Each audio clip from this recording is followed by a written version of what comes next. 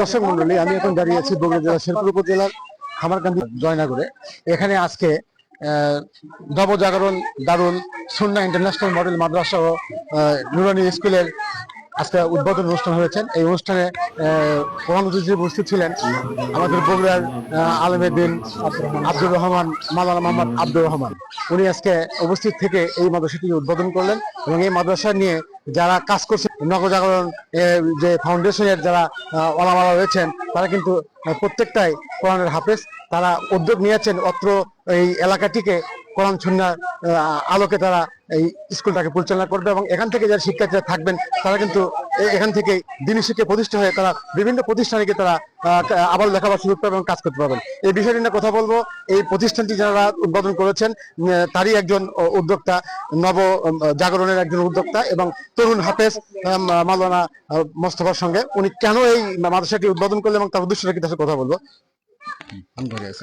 আসসালামু আলাইকুম ওয়া রাহমাতুল্লাহি ওয়া বারাকাতুহু।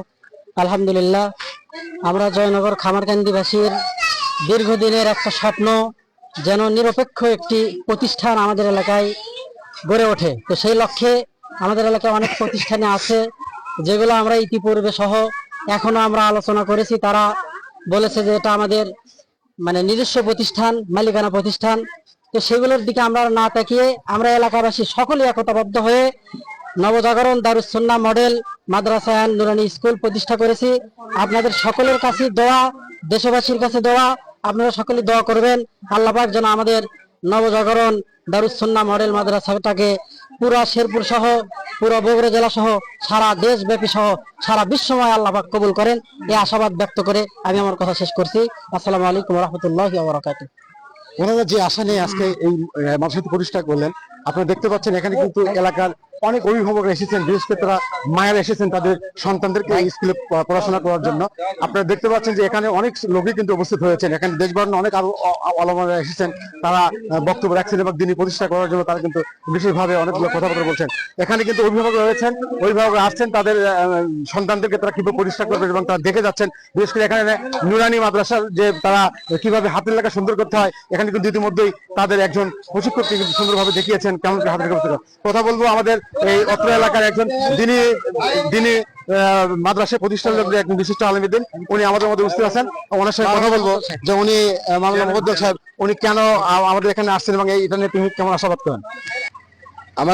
আমি আশা করতে পারি যে এখানে যদি এই প্রতিষ্ঠান হয়ে যায় তাহলে এই অত্র এলাকার যত মুসলমান মানুষ আছে তাদের বাচ্চা কাচ্চাকে এখানে দিনী শিক্ষা দিতে পারবে এবং তারা এই দিনী শিক্ষা লাভ করিয়া যে কোনো প্রতিষ্ঠানে গিয়া খুব ভালো লেখাপড়া শিখতে পারবে। দক্ষ শিক্ষক আছে, তারা ভালো শিক্ষা দিতে পারবে।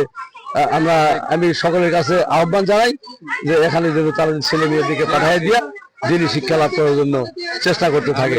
আল্লাহ পাক তাদেরকে তৌফিক দান করে।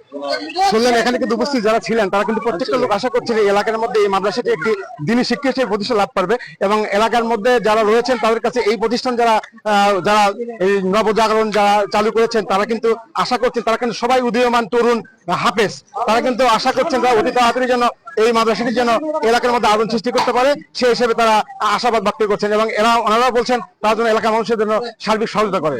এই ছিল আমার কাছ থেকে সারওয়ার জাহান, চ্যানেল এস, শেরপুর, বগুড়া।